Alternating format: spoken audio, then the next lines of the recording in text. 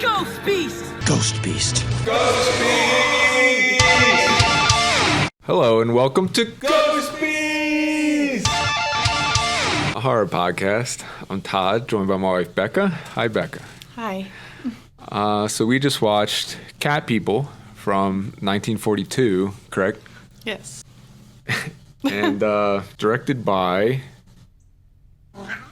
Meow. And I'm not even going to try that. Do you want to take a run at that one? Jacques Turner. Sure, there we go.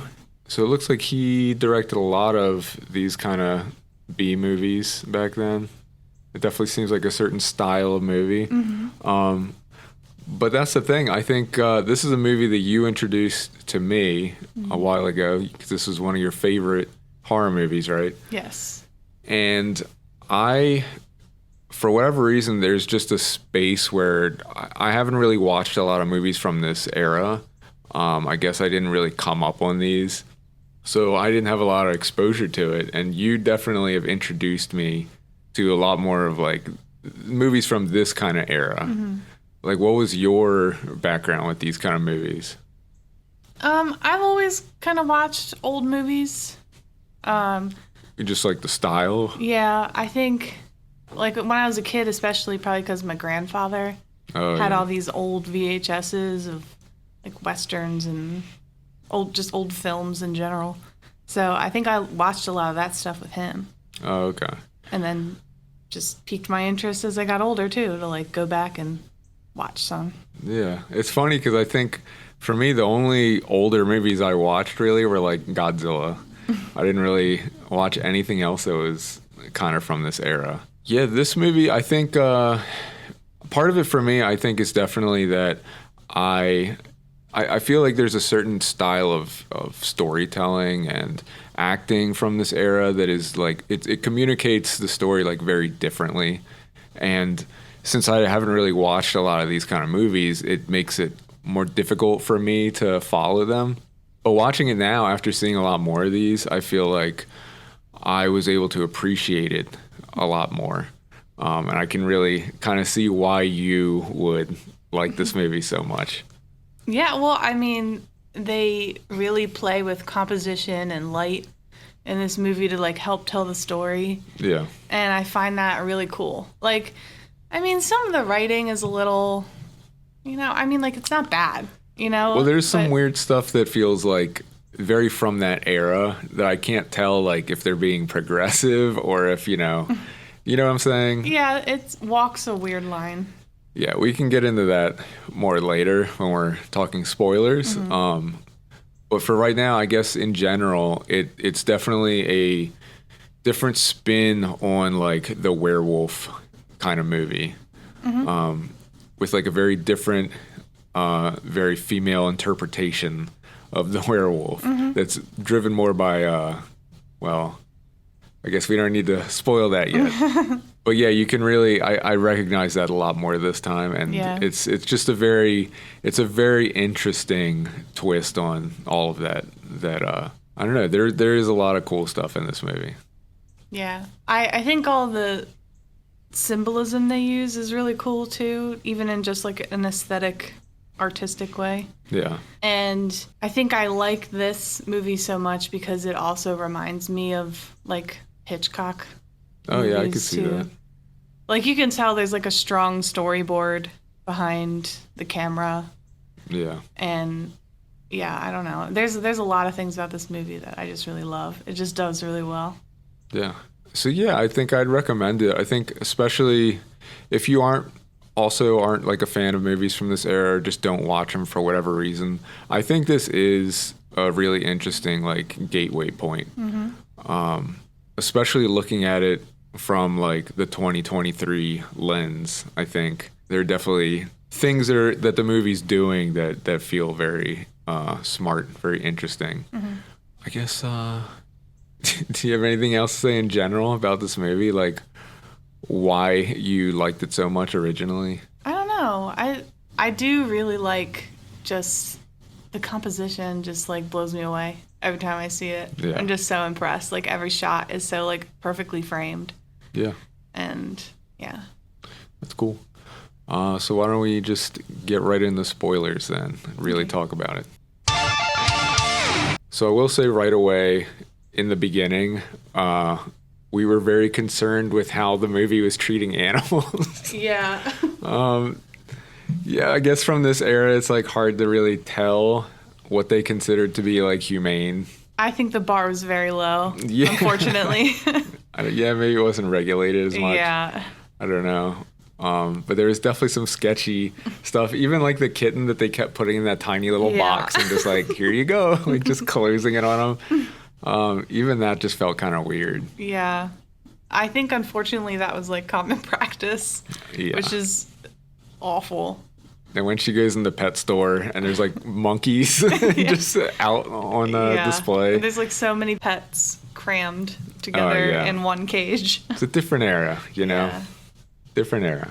I think the first scene that like really stood out to me watching it this time that I really liked was when, the lady, her husband and their friend who were kind of doing some sneaking behind her back. Yeah. When they split up and what's the name of the main girl? Urena. Oh man. But Why? I don't know if I'm going to be able to remember that. I gotta say Urena. That's going to be hard to remember. It's a very interesting name. So Urena winds up like pursuing their friend, and that scene, like the way the music cuts out, and it's the shots of just the feet, with the stark lighting, and you hear the footsteps, leading all the way up to that sense of dread when she keeps looking behind her. And when the bus comes up and does like the jump scare, it's like, oh wow, that was really effective. Yeah, that was probably like, I think, not even sure, but I'm pretty sure in my class we studied that. Oh yeah. Because it was like one of the first early jump scares. Oh, that's interesting. Yeah. I felt that way. Like I wondered, I feel like I haven't seen a lot of stuff like that in movies from this era. Like it did feel like very ahead of its time. Yeah, and I think that was the whole discussion point that we had that day on it, was that jump scare in particular. Yeah, and even the way the bus sounded almost like a cat hissing. It's like there's a lot of that early on, like this implied thing where it never says that she turns into a cat. Yeah. But they've just built up this imagery the whole time. So you just have it in your head, even though you don't see the cat until like the end of the movie. It's so effective. And it like, I love watching that, especially the mud footprints. Oh yeah. That go from a panther into her heels. Yeah, that was really cool. I love that. It's just so well done. Yeah, there's so many little things like that just hinting at it. And then, at the end, when it finally is the panther, they had to have been mistreating the shit out of that thing because it looked mad as fuck. Like every time it was on screen. All the cats looked pretty Oh my upset. God. They all looked so pissed, which made them look real scary. But it's also like, what did they do to get them looking like very that? upsetting. Yeah, they were like pissed. But it is interesting. And this is the part where I feel like, how progressive was this being? It's the idea of like, oh, it's these women who, when they get too emotional, they turn into a dangerous panther and kill you. And it's like, oh, gotta be careful. I don't know, like, what the message is, Like, what is your interpretation of that? I would like to have a more progressive feeling on it. Like, I think it's rather okay than, to just say, yeah.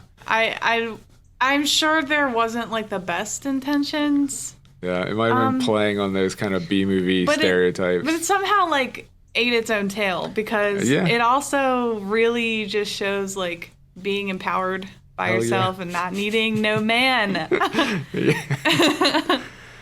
But all the men were enchanted by her. Wasn't he like, whenever I'm around her, I feel like I have to touch her? Yeah, and she always is like, please don't touch me. Yeah. I told you so many times I don't want to be touched, and you just keep trying to touch me. I just realized that you just described our cat. You know what I mean? Like, now every cat is like, you just want to touch them all the time. But then they just get pissed, like, all right, enough. Like right now, yeah. Right now, he was looking away from us, and then he turned around and meowed. He looks like the Angie cat. Yeah. Okay, bud. It's like he knows we're talking about Yeah. We're talking about you. What an appropriate episode for Aries to air on. I think it's the first time he meowed. Yeah. Oh, I do think it's interesting to the like backstory to it, that it's like isn't she Romanian? Yeah. Was that it? Serbian? Isn't she Serbian? Yeah. Yeah, I knew that. Yeah. But she it's this idea that like, or the country she came from, and there's like all this like medieval imagery around this like curse. She has that fucking crazy statue of the like medieval knight spearing a cat on his sword, which is like metal as shit.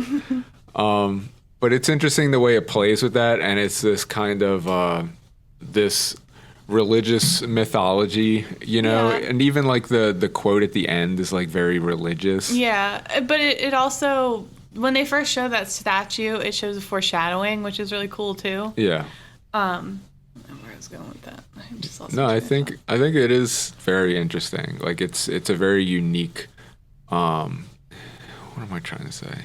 It feels like this very unique depiction of this kind of mythology. You know what I mean? So I really liked that. I thought it really fit the movie and added this extra sense of mystery. Because remember like that dream she has with like the guy whose sword turns into a key and everything? It's like, it's so weird, but it's really cool. It adds more texture to everything. Yeah, that whole little animation sequence in her dream is just so cool to look at. I love that. Yeah, it's really doing a lot with its imagery that feels really ahead of its time. But of course, in the end, she had to get killed. Like, yeah, that felt a little. I don't know. What are they trying to say with that? You know, that she ultimately dies at the end. Yeah, I don't know. Honestly, I'm not sure. I feel like it's an ambiguous answer, possibly. Yeah. So I don't know. I don't have my phone. I am curious about that.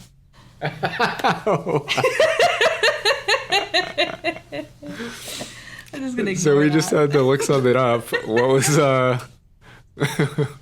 what was your reawakening you just had? The movie is intended that this woman gets her sexual awakening and then has to die for it, I guess. Which is like, God. That's what I was kind of wondering watching the movie. I guess it's too bad. Aries is upset too. Yeah. But hey, I genuinely feel like however you interpret art is how it's meant to be interpreted. So exactly. you I do interpret see it however you want. Fuck what the directors wanted. So that's it. So you can find us at ghostbeast.com. You can search for Ghost Beast Pod in most places, or follow Ghost Beast on Letterboxd. And that's it.